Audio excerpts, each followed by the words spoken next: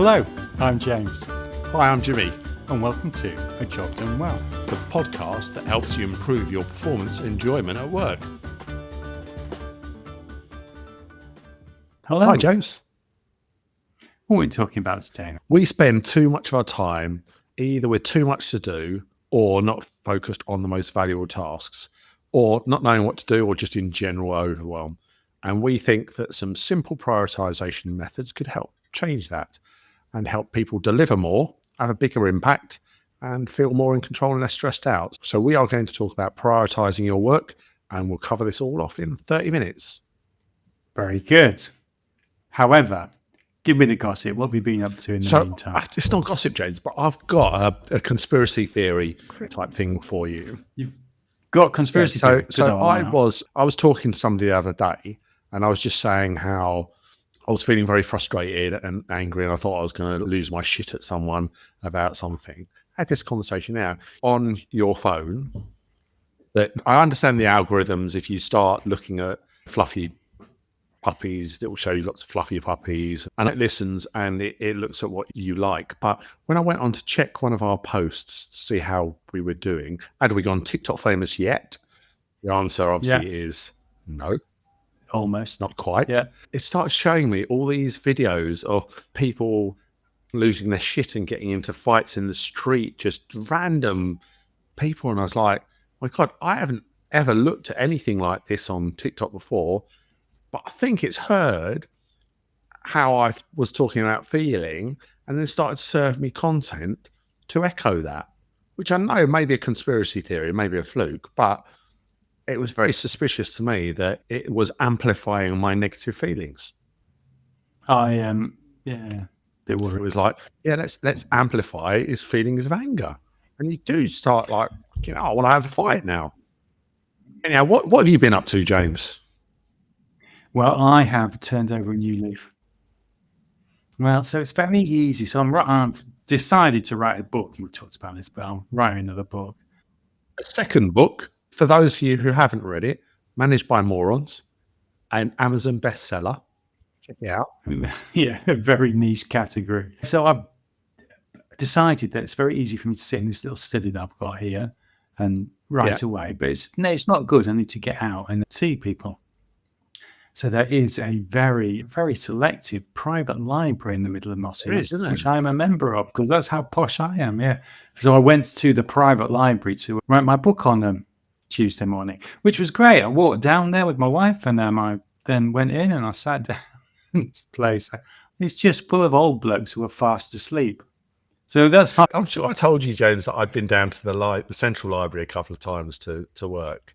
So this is different, right? You went to the private library where there was a couple of old boys asleep. I went to the Central Library where there was just acres of students sat there studying. Yeah. So that's my life panned out ahead of me. I've got me my nice comfy chair. And Did you just push your book? Did you just push your book to the side and just kick back and join them? Kick back, had a little snooze. So yeah, well worth joining. Right then, go on then. So prioritization.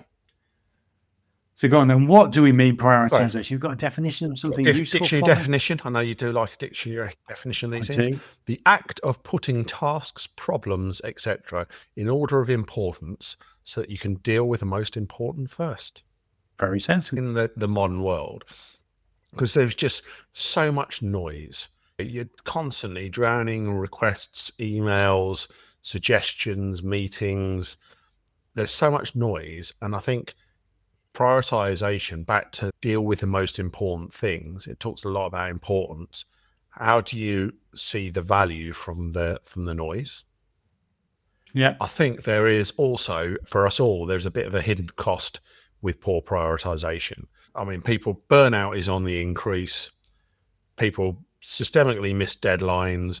They're always firefighting. They're always stressed out. We're always being busy and not really thinking about, actually, is the work that I'm doing making a difference? Well, and I would actually argue you can't be predictive without prioritization. No. People don't like to say no to things, but prioritization is about working out what you're going to say yes to, what matters the most. And a long time ago, I realized that there's always too much to do, right? So when I was first starting out at work, I was managing my first betting shop not far from Camden Town. I had a job I really wanted to do, tidy the back office. And I used to say, right, when Cheltenham's finished, I want to tidy the back office. And Cheltenham would finish, and then something else would happen, and something else would happen. And then after Epsom, and it went on. And eventually I realized that there was no point where you have nothing to do at work and you can go and tidy the back office. Right. And I think, just to go off as a slight tangent, there is always more work than people. And so if you think the solution is to ask for more people, you are sadly misguided. Yeah. And similarly, just thinking that I'll wait for the quiet time to tidy off. You need to if tidying the back office is important, you need to prioritize that activity. Otherwise, it's never going to happen. Yeah, but then that actually, sorry, I'm drifting off a bit, but then that works on two levels, doesn't it? So it's personal prioritization, what is important to you, but it's also prioritization of your team's work, so what's important to them. Yeah, or what do you need them to do? So if you can get rid of the junk, the stuff that's not priority, then you will be more productive. So it's very important. And I think one of the key things is what do you mean? Yeah, you sound like I've just stated the frigging obvious. Well, it's what, but a lot. The job done well. The podcasting stating the breathing obvious. Honestly, James, we make a living out of stating the obvious. But it's true. A lot of it is obvious. If you're going to prioritize, you need to start off with what's the most important thing to you. You need to work out, and we keep saying it every episode. We're talking about purpose. Are you clear on what your purpose is? Are you clear on what your goals are for this month, this week, today? If you're not, how are you prioritizing? What are you basing it on? Well, you then get into who shouts loudest.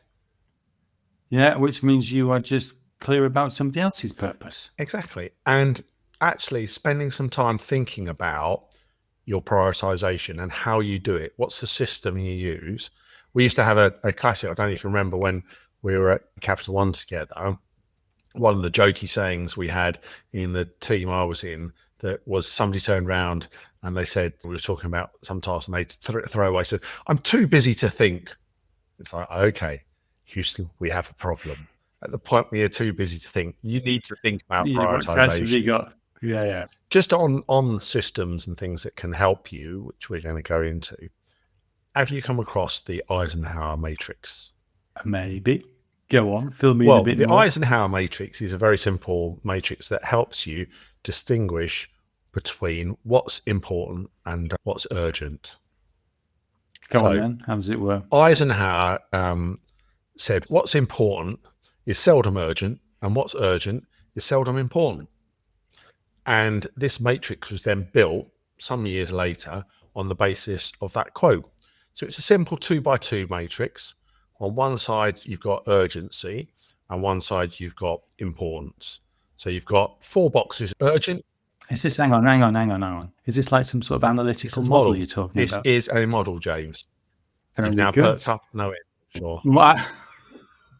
My work here is done. Exactly. So along one axis, you've got urgent and not urgent. On another axis, you've got important and not important. So you've got 4 boxes. And the premise here is, to Eisenhower's comment, we get caught up in what's urgent. So there is a box here that's urgent and important. That stuff, you've got to do it now. Yeah. Then there's a box in terms of... Now is not the time to be procrastinating. Exactly.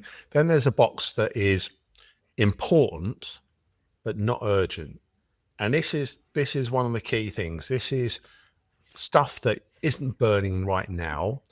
And this is what people kick down the road. And this is the box where actually there's huge amounts of value. And what you need to do, a little bit like my story about the back office, schedule it in. Plan in to do the work that is important but not urgent. Because that's the box that people don't get to. Then on the not important stuff, you've got not important stuff that is urgent. Well, actually, not important, not urgent. Should you even be doing it at all? And that's stuff like looking at TikTok. Exactly. Time wasting, distractions. Yeah. And then you've got the final boxes, not important, but urgent. And they're stuff that maybe you should delegate or. Well, go on, give me an example. So things like there was somebody we worked with back to my customer relations days. Remember, we used to have that open plan office. I went up to one of the senior managers who was in charge, and I said to her, Hillary, have you got a minute? And she turned around and said, no, sorry, I'm in the middle of something. Can you come back at 3:00? It's like, yeah, no problem. We'll come back at 3:00. And I was a little bit like, ooh. But actually, there was nothing important about what I was doing to her. And actually, I was just an interruption. So managing those interruptions so that you're in charge of them rather than otherwise she stops a task, loses her flow, starts talking to me about something that's not important but it's something I want. Well, actually, she did completely the right thing. But that's the sort of thing that we're not very good at, saying, well, no, actually, I need to get this completed. This is something that is important. I'm going to complete this. Therefore, your interruption can wait. So this Eisenhower method, is this something that you should do on a weekly basis, or is this just a framework you should apply? So I think there's two parts to this, James. One is stuff that's not important. Don't let it steal your time. Manage it, stop it, do what Hillary did, and control it. The second principle is look at the stuff that you've got in front of you that is important but not urgent. Because the danger is you never get to that, but it is important. So plan it in. Right.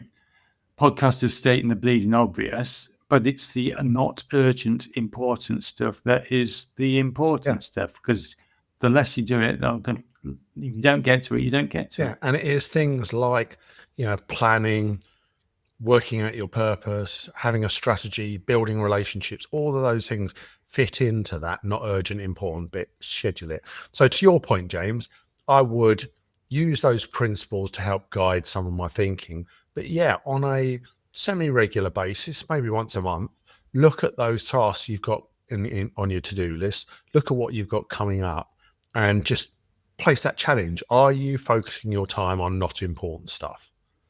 And are you scheduling in and getting to some of that important but not urgent things?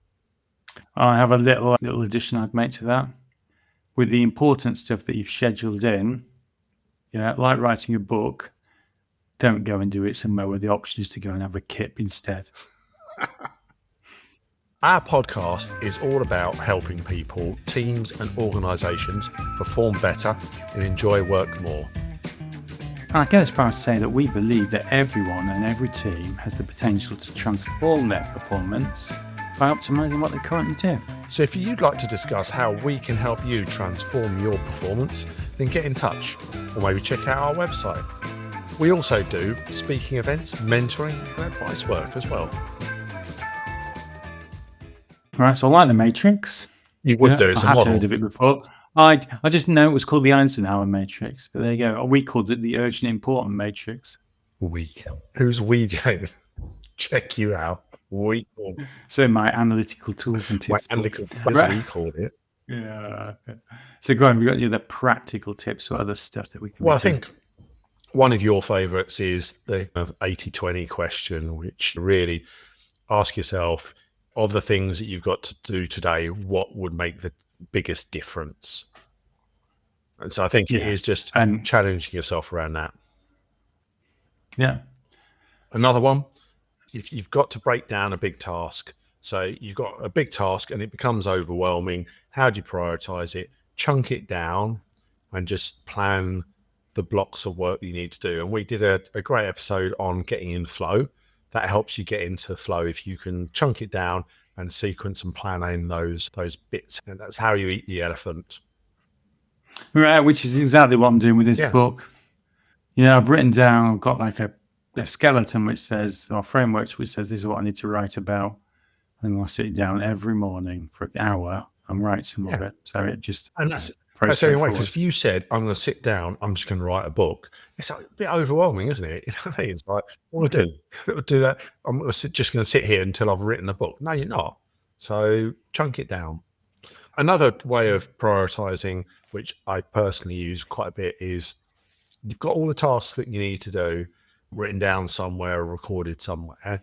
And some of it depends on how much energy you've got. So think about a bit of energy-based prioritization. In other words, when you get to the end of the day and you're low energy, don't do something that's really challenging and takes a lot of focus and a lot of your energy, because you're just not going to be able to do it. And sometimes you just pick those little tasks that get you sort of moving, and it helps build up momentum and helps build up energy. So think about that as one of the questions. EBP, mate. Energy-based Oh, prioritization. look, we've even got an acronym now. You get on it. So tell me, James, what's your personal ways of prioritizing? How do you prioritize your you touched on your book, but what else do you do? Well, no, it comes down to priorities. So I've got a little app, and it's not terribly sophisticated. It's one of these apps where you put a cross in every day. And I've decided there are 4 or 5 things that I want to do that are important to me, of which writing the book is one. Learning Dutch for some reason is another. But it just forces me on a daily basis to say, did you do something towards that goal or not? So it's not quite scheduling, but you've got this constant nagging in your back of your mind. Have I done it yet? Have I done it yet? Have I done it yet? Well, so I think that's a really helpful, and it sort of habitizes these and things. that was one of the things that was in James Clear's Atomic Habits, wasn't it? Just the act of putting a cross or a tick through each day does, you do build up those sequences. That's why a lot of the social media and games and stuff like that, it's all about kind of links and sequences. So I noticed today I'm on a 108-week sequence with my Peloton. I've done a session on Peloton every week for 108 weeks, and you want to keep that going, don't you? It's the same with the way people use social media. It's that same principle. Yeah, but it is about making it for the things you want to do, not necessarily the things you don't. What can you say to us in Dutch then? Newshorn. What's that?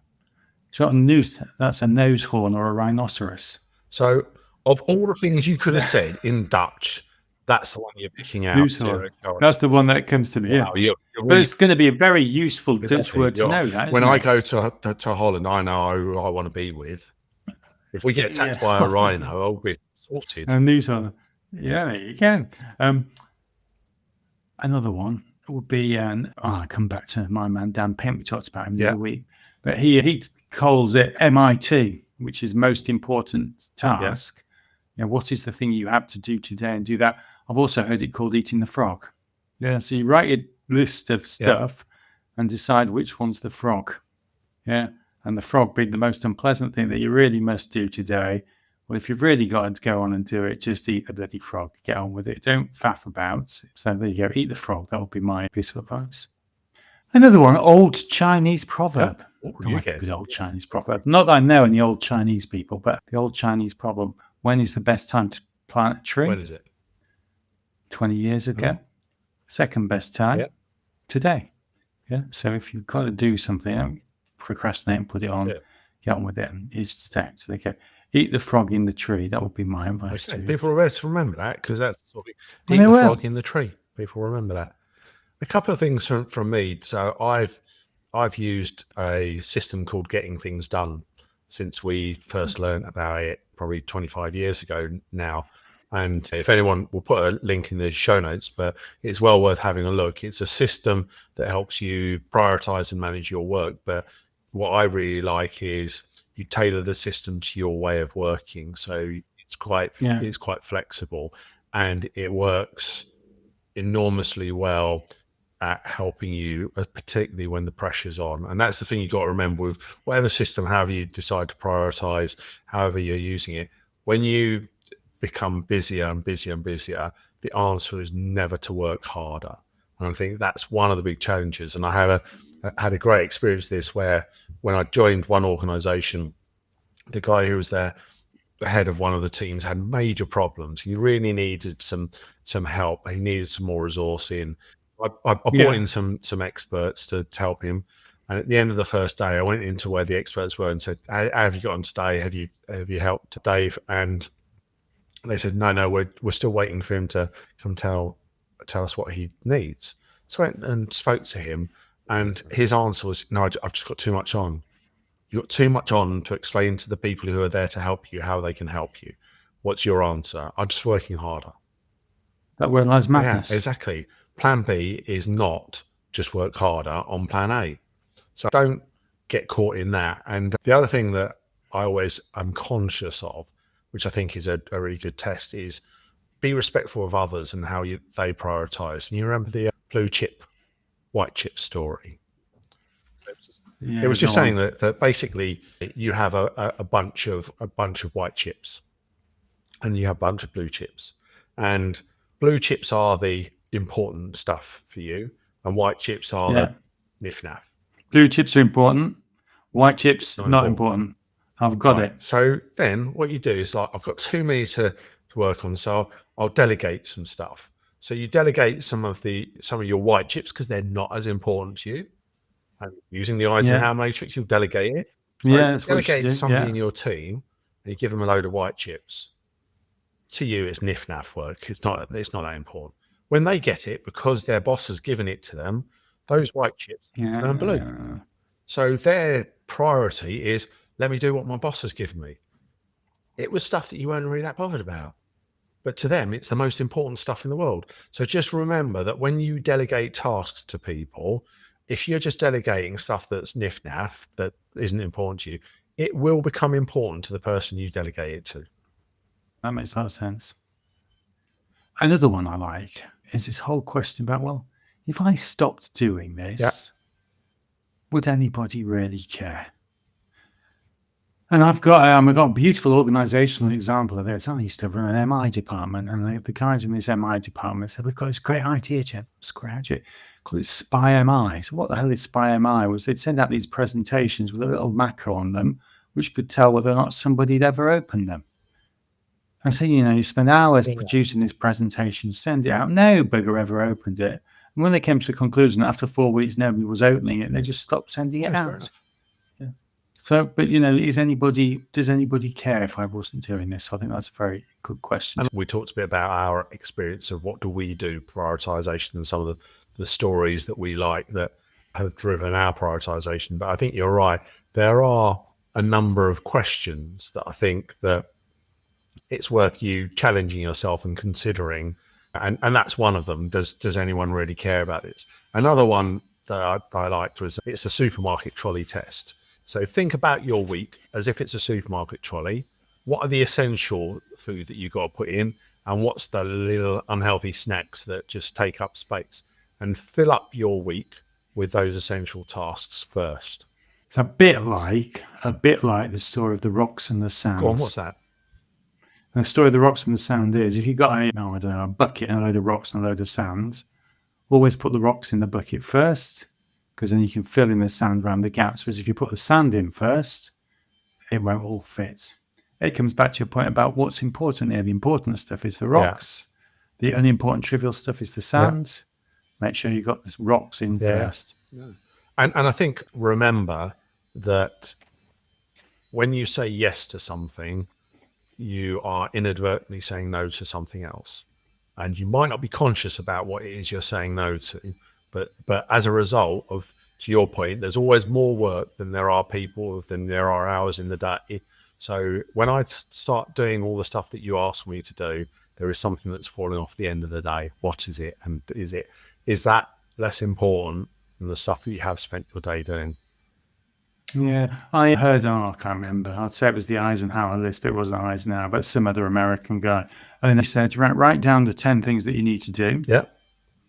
And then he said, well, cross 8 of them off.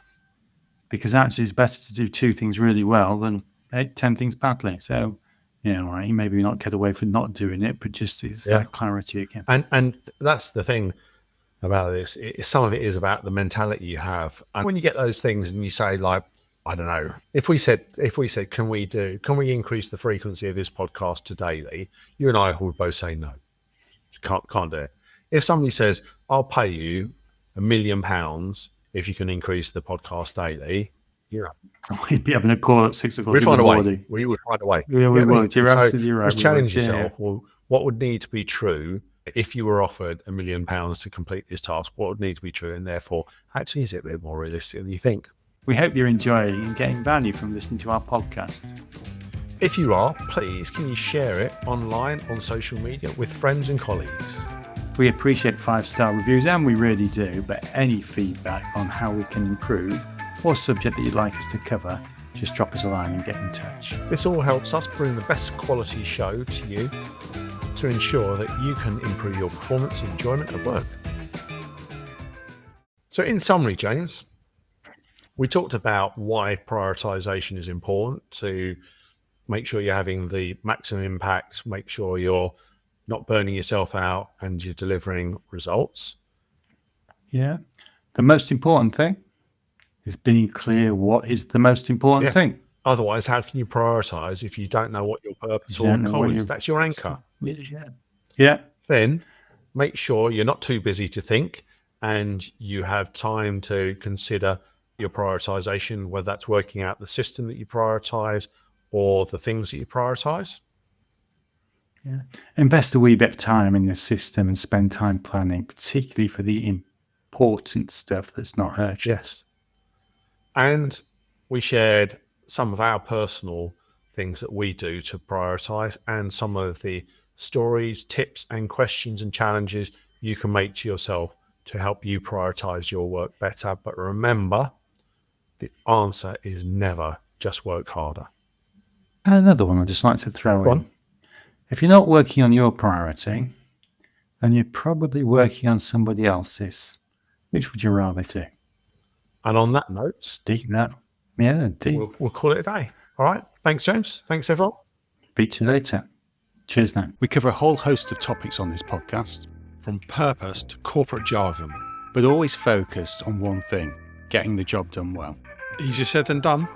So if you've got unhappy customers or employees, bosses or regulators breathing down your neck, if your backlogs are out of control and your costs are spiraling, and that big IT transformation project that you've been promised just keeps failing to deliver, we can help.